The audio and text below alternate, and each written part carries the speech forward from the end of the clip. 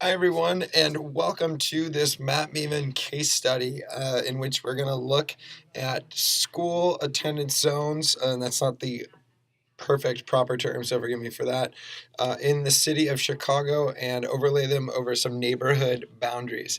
I wanted to make sure that we would look at a different city than where we have often focused, which, if you have been following along or haven't, is typically Colorado in the Front Range. You'll see, for example, here we have this Boulder hiking trails map, which is I do love, by the way. I recommend you check it out.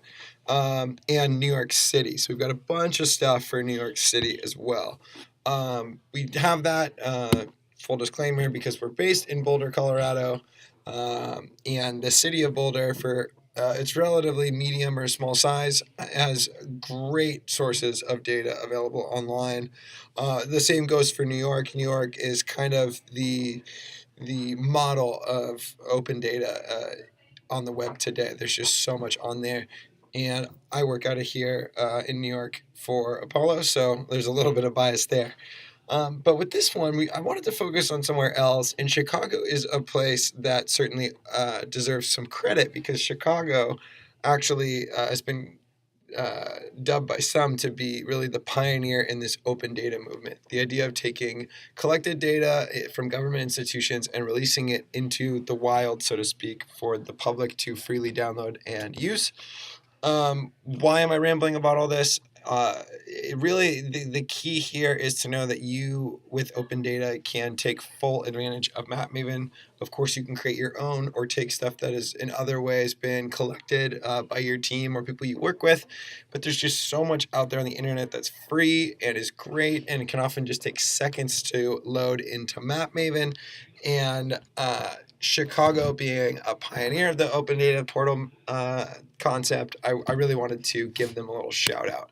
So we'll go over here into the city of Chicago and we'll do open data portal. Boom. And it's worth mentioning, absolutely worth mentioning, that we actually ourselves have our own open data portal.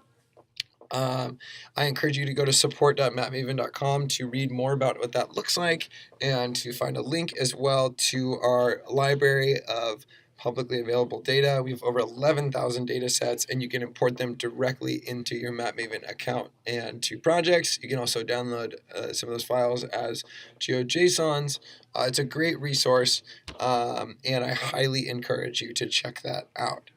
In this case, we are using an open data portal from a city, in this case Chicago, and I wanted to do that because while I love our open data portal, and again, you should definitely check it out.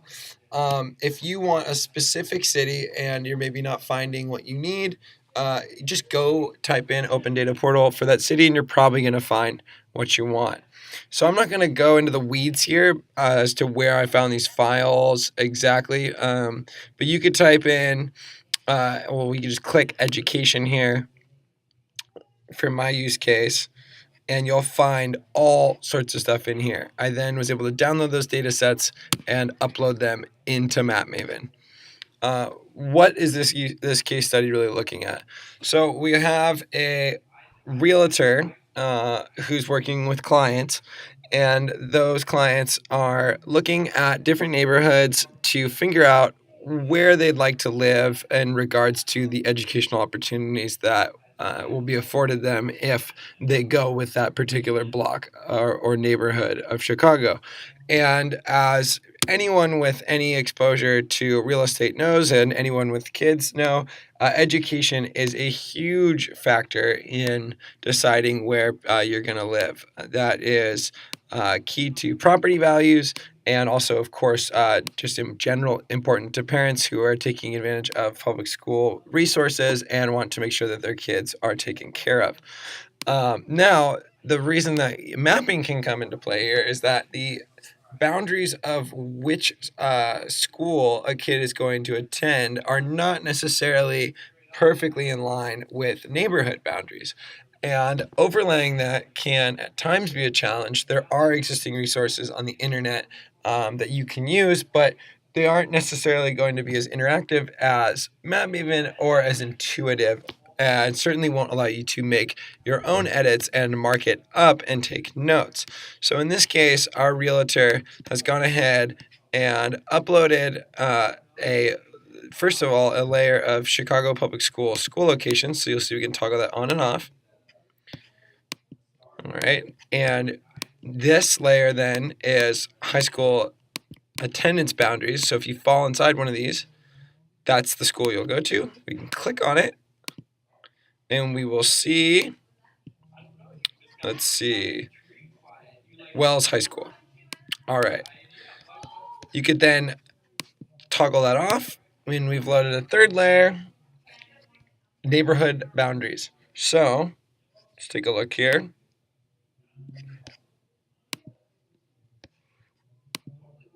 All right, this is Humboldt Park. We could see what school you would be at, and you would then click on the particular block that you want to look at, and you will be able to see what school you have the option of sending your child to. You could then cross-reference that with additional school information on the web. But more importantly, it's really useful because you're actually looking on a block-by-block level to see what the options are, and if you're maybe set on a particular area of Chicago, but you're not sure if that's the ideal part of that neighborhood for the schools that you're interested in, a realtor could very, very quickly send this map over and say, hey, these two are overlaid. We'll bring in the neighborhoods here.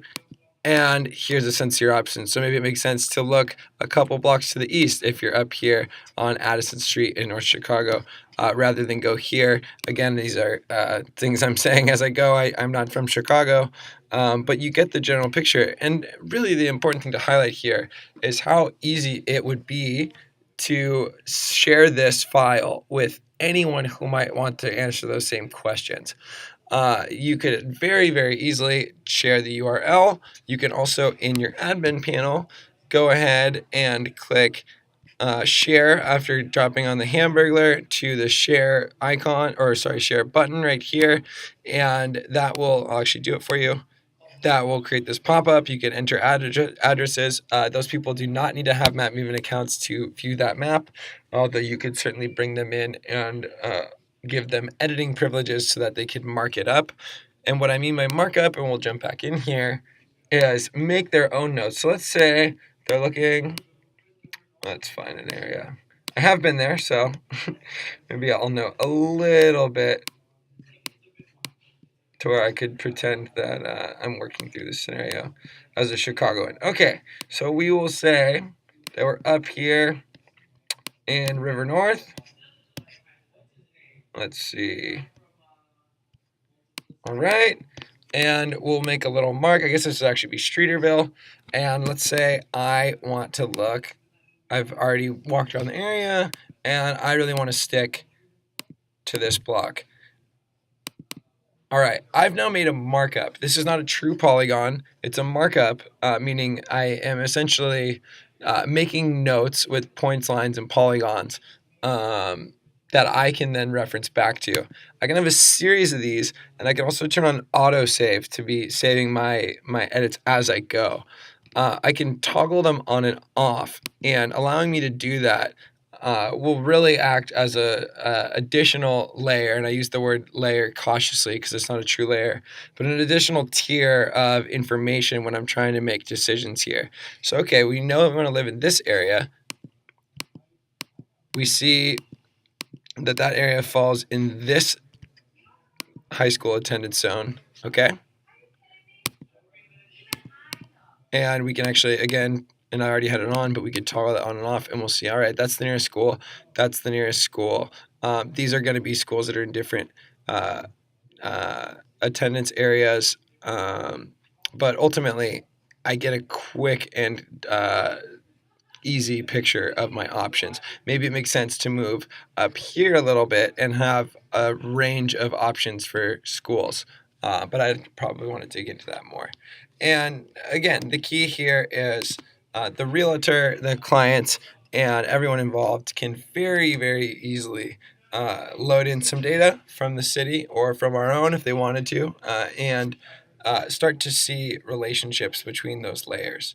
And that is ultimately what you want to be using a WebJS for in this sort of a context. Adding data, seeing if you find relationships, honing in on them, and most importantly, using the ease of Map Maven to share them with other people who might not have mapping experience and have them still immediately get what you're trying to get across. So there you go. Hypothetical realtor case study here over the city of Chicago. Again, I encourage you to look at other cities' open data portals and to certainly look at our own, which you can access by going to the Layers tab and clicking Open Data Library. There's a ton of stuff in here. Have a crack at it. And as always, feel free to reach out to me at fletcher@apollomapping.com or to our entire support team at support@mapmaven.com.